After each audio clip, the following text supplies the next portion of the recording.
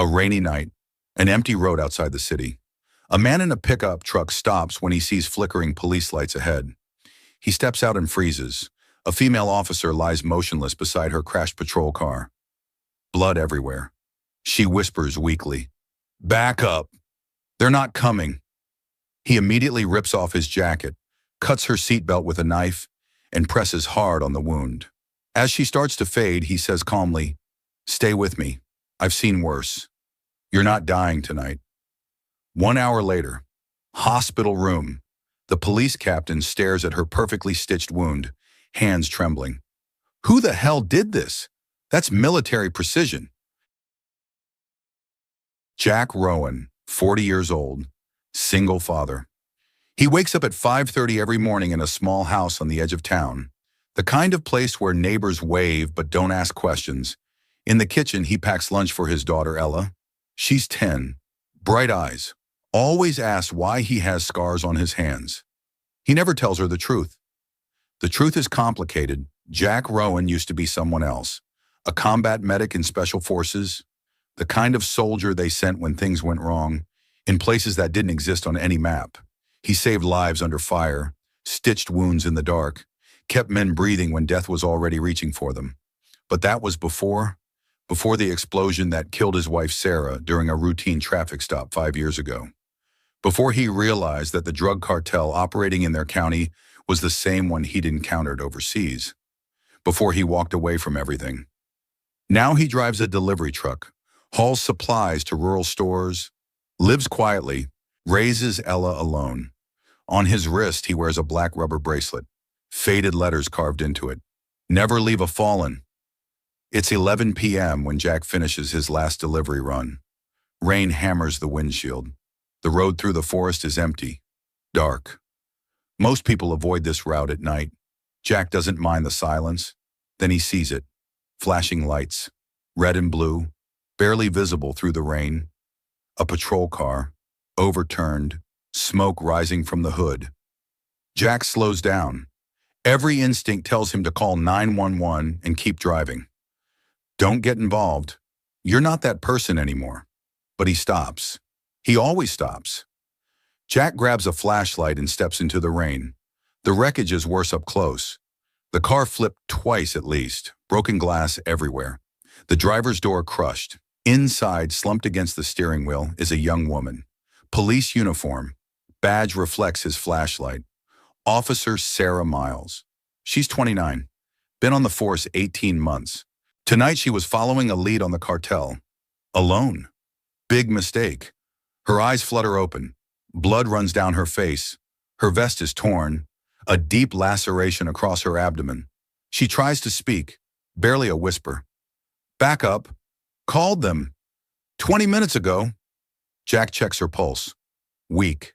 Breathing shallow. She's losing blood fast. He pulls out his phone. No signal. The forest blocks everything. Sarah grabs his arm. Her grip surprisingly strong. If you run, they'll find you too. They're watching. Jack looks at her. Really looks at her. He sees the fear, the pain, the resignation. He sees his wife. Not the same face, but the same uniform, the same situation, the same chances slipping away. He takes a breath and says, "Then I guess we both fight." Jack runs back to his truck. In the back, hidden under a tarp, is an old medical kit, military grade. He kept it. Don't know why. Maybe for this moment. He returns to the car. Sarah's eyes are closing. "Hey, stay with me. What's your name?" "Sarah." "Okay, Sarah, I'm Jack. I'm going to get you out of here. But you need to stay awake. Talk to me. Tell me why you became a cop." She tries to smile through the pain. "Wanted to make a difference." "Good reason." Jack assesses the damage. The wound needs immediate pressure. The car could explode any second. Gasoline smell thick in the air. He makes a decision. Time to be that person again. Jack works fast. First, he cuts Sarah's seatbelt with his tactical knife. The blade is old but sharp. Muscle memory takes over. His hands don't shake. Sarah groans as he shifts her weight. The wound is worse than he thought. Deep puncture. possibly internal bleeding. This is going to hurt, he says. Everything already hurts. Fair point. From his medical kit, he pulls out hemostatic gauze, a trauma bandage, and surgical clamps. Tools he hasn't touched in years. They feel familiar in his hands. He packs the wound. Sarah screams. He doesn't stop. Can't stop. If he stops, she dies. Talk to me, Sarah. Who did this to you? Through gritted teeth. Was following a suspect. Cartel spaz. Connection. They ran me off the road. Jack's jaw tightens. The cartel. Always the cartel. How many? 2 vehicles. Maybe 6 men. They left me here. They think you're already dead. Let's keep it that way. He wraps the trauma bandage tight. Field dressing. Field. Not pretty, but effective. The bleeding slows. Sarah's breathing stabilizes slightly, but they're not safe yet. The gas smell is stronger now. The car is leaking fuel. One spark and they're both gone. Can you move? Jack asks. I don't know. You're going to have to try. On 3. 1, 2, 3. He lifts her. She's light. Too light. The adrenaline helps. He carries her away from the wreck. 20 feet. 30. 50. Behind them, the patrol car's engine sparks. Get down! Jack throws himself over Sarah as the car explodes. The fireball lights up the forest. Heat washes over them. Metal shrapnel whistles overhead. For a moment, everything is fire and noise. Then silence. Just the rain. The crackling flames. Sarah looks up at Jack, his face lit by the burning wreckage. You're insane. I get that a lot. He checks her wound again, still holding. Good. He pulls out his phone. Still no signal. They're too deep in the forest. We need to get you to the road. Ambulance won't find us here. I can't walk. I know. I'll carry you. Jack lifts her again. Fireman's carry. She's dead weight now. Shock setting in. He needs to move fast. The road is half a mile away. Uphill. In the rain. With a dying woman on his shoulders. Jack has done worse. He starts walking. Every step is agony. Not for him. For her. Each movement jostles the wound. Sarah whimpers but doesn't complain. Tell me about your daughter, she says weakly. What? Your jacket has a drawing in the pocket from Ella. Jack almost smiles. Of course she noticed, even half dead, still a cop. She's 10, smart, too smart. Keeps asking why I won't teach her how to stitch. Why won't you? Because I don't want her to need that skill. Sarah goes quiet for a moment, then, your wife, was she a cop? Jack's step falters, just for a second. How did you know? The way you looked at me, like you've seen this before? She was, died 5 years ago. Same kind of setup, cartel ambush. I'm sorry. Don't be sorry, just stay alive. That's all I ask. They reach the road. Jack lays Sarah down gently. He flags down a passing truck. The driver takes one look and calls 911. 15 minutes later. Sirens, flashing lights, an ambulance and 3 police cars. Paramedics rush to Sarah. They cut open her uniform. See the wound. See the field dressing. One of them, a veteran EMT named Rodriguez, stares at the stitching. Who did this? The other paramedic shakes his head. This is military-grade trauma care. Whoever did this saved her life. She'd have bled out in 10 minutes without it. Police officers surround Jack. Questions fly. What's your name? Jack Rowan. Did you see who did this? No, I just found her. You a doctor? No. Then how the hell did you? I used to be a medic. Long time ago. The police captain arrives. Captain Marcus Stone, 30-year veteran. He looks at Sarah being loaded into the ambulance, then at Jack, then at the exploded patrol car in the distance. You carried her half a mile? More or less. Through a potential crime scene? She was dying. Didn't have time to worry about evidence. Captain Stone studies Jack, really studies him, sees the old scars, the calm demeanor, the way he stands like someone who's been in combat. What's your full name? Jack Rowan. You military? Jack hesitates. Then, was, not anymore. What branch? Does it matter? It does to me. Jack meets his eyes. Special Forces, combat medic, honorably discharged 5 years ago. Captain Stone nods slowly, like pieces are clicking together. We're going to need a statement. Tomorrow. Right now I need to get home to my daughter. Jack turns to leave. Captain Stone calls after him. Mr. Rowan, thank you. You saved one of ours tonight. Jack pauses. Doesn't turn around. Just did what anyone should do. He walks to his truck. As he opens the door, he notices something on his wrist. The bracelet is gone. Must have fallen off during the rescue. He looks back at the ambulance. Sarah is being loaded inside. She's conscious, looking at him. Their eyes meet across the distance. She raises one hand weakly. Wrapped around her wrist is his black bracelet. Never leave a fallen. Jack nods once, then drives away into the night. 3 days later, Sarah Miles wakes up in County General Hospital. White walls, beeping machines, pain medication coursing through her veins. Captain Stone sits beside her bed, his face serious. How are you feeling? Sarah tries to sit up, winces. Like I got hit by a truck. What happened to the case? Forget the case. Tell me about the man who saved you. Sarah closes her eyes, remembering. Tall, maybe 6'2", dark hair with some gray, 40s, calm under pressure, really calm, like he'd done it 1,000 times. What did he say to you? That I wasn't dying tonight, that he'd seen worse. She pauses. Captain, whoever he was, he knew exactly what he was doing. Military trauma care, perfect field stitching. He carried me half a mile through the rain. Captain Stone pulls out a tablet, shows her a photo. Is this him? Sarah stares at the screen. Jack Rowan, driver's license photo.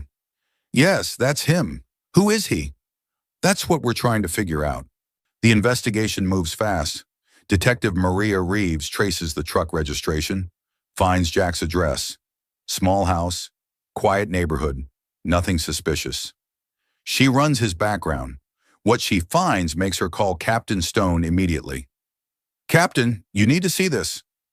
They gather in the conference room. Jack's military record displays on the screen. Most of it is redacted. Black bars everywhere. Classified missions. But some details remain. Jack Rowan, Special Forces, combat medic, deployed 7 times to classified locations. Silver Star recipient, expert in tactical medicine and emergency trauma care. Honorably discharged 5 years ago after his wife was killed. Captain Stone reads the name of Jack's deceased wife, Sarah Rowan, patrol officer. Killed during a drug interdiction that went wrong. Detective Reeves pulls up the case file. The suspects were never caught, but intelligence suggested cartel involvement. The same cartel operating in their county right now. Jesus, Captain Stone whispers. He's been hunting them. Or avoiding them, Reeves counters. He left the service, became a civilian. If he wanted revenge, he would have taken it by now. Maybe he's waiting for the right moment. 2 detectives drive to Jack's house, morning. 8 a.m. Jack is in the kitchen making pancakes. Ella sits at the table doing homework. Normal, peaceful. The doorbell rings. Jack knows who it is before he opens the door. He saw the unmarked car pull up. Mr. Rowan? That's me. I'm Detective Reeves. This is Detective Park. We'd like to ask you some questions about the incident 3 nights ago. I already gave a statement. We have some follow-up questions. May we come in? Jack glances back at Ella. She's watching, curious. Give me a minute. He walks back to the kitchen, kneels beside Ella. Honey, I need to talk to these people. Can you go to your room and finish your homework? Am I in trouble? No, I am. A little. But it's okay. Ella looks worried. Jack kisses her forehead. Everything's fine, I promise. She leaves. Jack lets the detectives inside. They sit in the living room. Small space, modest furniture. But Detective Reeves notices something on the wall. A shadow box. Inside, medals and ribbons. Purple heart, bronze star, and in the center, A silver star. She points. That's quite a collection. Jack doesn't look. Old life. Detective Park opens his notebook. Mr. Rowan, we've reviewed your military record. You were Special Forces, combat medic, expert in trauma care. That's not a question. Why didn't you mention that when we asked how you saved Officer Miles? You asked if I was a doctor. I said no. You asked if I was a medic. I said I used to be. Answered honestly. You were being evasive. Jack meets his eyes. I was being private. There's a difference. Captain Stone enters the house. The detectives didn't expect him. He must have been waiting outside. Mr. Rowan, we need to talk. About what? About why a decorated Special Forces medic is driving a delivery truck in the middle of nowhere. Jack stands. Is that illegal? No, but it's interesting, especially when that same medic saves a police officer investigating the same cartel that killed his wife 5 years ago. The room goes silent. Jack's expression doesn't change, but his hands tighten slightly. I don't know what you're implying. Captain Stone steps closer. I'm not implying anything. I'm stating facts. Your wife Sarah was killed by cartel members during a traffic stop. The case went cold. You left the military immediately after, moved here, stayed quiet, and now you save an officer investigating that same organization. Coincidence? I don't believe in coincidences. Jack's voice drops. What do you want from me? Captain Stone pulls out a chair, sits down. Officer Miles is alive because of you, but she's still in danger. The cartel knows she survived. They'll come for her again. Then protect her. That's your job. We're trying, but we're outgunned. These people have military-grade weapons, tactical training. They know how we operate. We need someone who thinks like they do. Jack shakes his head. No. We need a tactical consultant, someone who understands combat medicine, ambush tactics, counterinsurgency. I said no. Why? Jack points toward the hallway where Ella disappeared. Because I have a daughter who needs a father, not a corpse. Detective Reeves speaks softly. Mr. Rowan, if we don't stop them, how many more officers die? How many more wives lose their husbands? How many more daughters lose their fathers? Jack looks at her, then at the medals on the wall. He thinks about Sarah Miles, young, brave, bleeding out in the rain. He thinks about his wife, same uniform, same commitment, same fate. He thinks about Ella. What would she want him to do? The answer comes to him clearly. She'd want him to make sure no other kid loses their parent the way she lost her mother. Jack takes a breath. I'll consult, nothing more. I don't go into the field. I don't carry a weapon. I analyze tactics and teach your people how to stay alive. That's it. Captain Stone extends his hand. Deal. They shake. Detective Reeves smiles. When can you start? Tomorrow. But we do this my way. I train your officers in tactical combat medicine. I review your operational plans. And if I say something's too dangerous, you listen. Agreed. Jack walks them to the door. As they leave, Captain Stone turns. One more thing. Officer Miles asked me to give you this. He hands Jack a small box. Inside is the black bracelet, cleaned, polished, and a note in shaky handwriting. Never leave a fallen. Thank you for not leaving me. Sarah M. Jack stares at it for a long moment. Then he puts it back on his wrist, where it belongs. 2 weeks later, Jack stands in the police training room. 15 officers watch him. Sarah Miles sits in front, still healing but determined. Captain Stone introduces, this is Jack Rowan, former Special Forces medic. He'll teach you how to survive. Jack steps forward. The first 60 seconds in a crisis determine if you live or die. I'm here to make sure you live. 3 hours of training, tourniquets, wound packing, pressure points. Jack corrects their technique. Professional, patient. After class, Sarah approaches. Thank you for everything. How's recovery? Slow but steady. She pauses. Captain told me about your wife. Did he? I'm sorry. You couldn't have known. Is that why you saved me? Jack thinks, I saved you because it was right. But yes, I saw her in you. Same uniform, same courage. Sarah's eyes water. We're closing in on the cartel, raiding their warehouse in 3 days. Captain wants you there as tactical consultant. Jack hesitates. I don't go into the field. Just observe. Your judgment could save lives. He thinks of the young officers. Good people. Inexperienced. Fine, but I stay in the command vehicle. Deal. 3 days later. Dawn. 20 officers surround a warehouse. Jack sits with Captain Stone in the mobile command center. Radio chatter everywhere. Team 1 in position. Team 2 ready. Team 3 holding. Stone looks at Jack. Advice? Jack studies the screen. Rear exit. Probably rigged to explode. Keep Team 3 back. That's where they'll run. How do you know? Because it's what I do. The raid begins. Flashbangs. Shouting. Chaos. Inside, 6 cartel members are surrounded. Outgunned. Their leader, Vargas, runs for the back door, just as Jack predicted. Team 3 waits. Freeze! Police! Vargas pulls out a detonator. Smiles. Come closer and we all die. Sarah's voice on radio. Captain, he has explosives. Jack grabs the mic. Sarah, see a wire from the detonator? Yes, red wire. Where does it connect? Pressure switch on the door frame. Jack's training kicks in. Don't let him touch that door. Building will blow. Take the shot. Silence, then Sarah, steady. Copy. 1 shot. Clean. Vargas drops. Detonator falls harmlessly. Target down. Building secure. Officers emerge. All suspects arrested. 0 casualties. Stone exhales. Too close. Jack nods. Always is. Later at the debriefing, everyone's exhausted but alive. Captain Stone addresses the room. We took down a major cartel operation tonight. No officers killed or injured. That's because of preparation, training, and one man who refused to let us go in blind. He looks at Jack.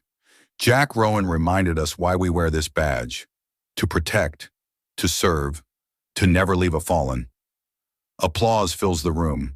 Officers who doubted him now stand and salute. Respect earned. Sarah approaches with something in her hands. Jack's Silver Star medal. This belongs at the station, so everyone remembers what real courage looks like. Jack tries to refuse. I didn't do this for recognition. Sarah smiles. I know. That's exactly why you deserve it. She pins it to the wall of honor, right next to fallen officers. Jack stares at it. His old life and new purpose finally connected. Captain Stone shakes his hand. You saved my officer, then you saved my team. We owe you everything. Jack looks around the room. Young faces, grateful faces, alive faces. You don't owe me anything. Just promise me one thing. What's that? Go home safe to your families. Every single night. Stone nods. That's a promise. As Jack leaves the station, officers line up. A corridor of respect. Each one nods as he passes. Sarah walks him out. You changed everything here. You know that, right? Jack looks back at the station. Lights on. Officers inside. Safe. No, I just reminded them what they already knew. He gets in his truck and drives home. To Ella, to peace, to purpose. The hero who never wanted to be one. 1 year later, Jack stands in front of a small classroom. 20 civilians sit before him. Nurses, teachers, truck drivers, regular people who want to learn emergency medical care.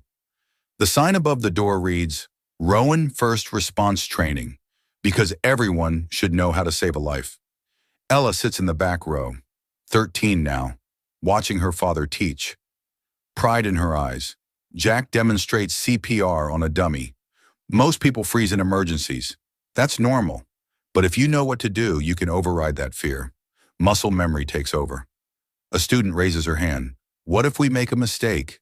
Jack smiles. Then you make a mistake. But doing something is always better than doing nothing. I've made plenty of mistakes. People still lived. After class, Sarah Miles enters. She's not in uniform, civilian clothes. She graduated to detective last month. Hey, stranger. Jack looks up. Detective Miles, congratulations on the promotion. Thanks. Couldn't have done it without you. They walk outside. The sun is setting. Golden light across the parking lot. Sarah hands him a folder. Thought you'd want to see this. We closed your wife's case. DNA evidence finally came through. 3 arrests, all connected to the cartel. Jack opens the folder, sees the mugshots. The men who killed Sarah. He feels nothing. No anger, no satisfaction, just closure. Thank you. It doesn't bring her back. No, but it means she didn't die for nothing. They stand in comfortable silence. Then Sarah asks, you ever think about coming back? Full-time consulting with the department? Jack shakes his head. This is where I belong, teaching civilians, giving them skills they hopefully never need. It's quieter, simpler, less dangerous. That too. Ella walks out, sees Sarah, waves. Hi, Sarah. Hey, kiddo. Your dad teaching you all his secrets? Some. He won't teach me the really cool stuff until I'm older. Jack ruffles her hair, because the really cool stuff is also the really scary stuff. They watch Ella get in the truck. Sarah turns to Jack. You know what I realized? You never stopped being a soldier. You just changed your mission. Jack considers this. Maybe, or maybe I finally figured out what I was fighting for all along. What's that? Not glory, not revenge, just making sure good people get to go home to their families. Sarah nods. Understands. She hugs him briefly. The world needs more people like you. The world needs more people like everyone. We all have something to give. She leaves. Jack walks to his truck. Ella is playing music, singing off key. He climbs in, starts the engine. On the dashboard, his black bracelet hangs from the mirror. The words visible, never leave a fallen. He doesn't wear it anymore. Doesn't need to, because he's not leaving anyone behind. Not anymore. Not ever. He drives home as the sun sets. His daughter beside him, his purpose clear. A former soldier, a single father, a teacher, a man who stopped at an accident and changed everything. Subscribe if you believe courage doesn't retire.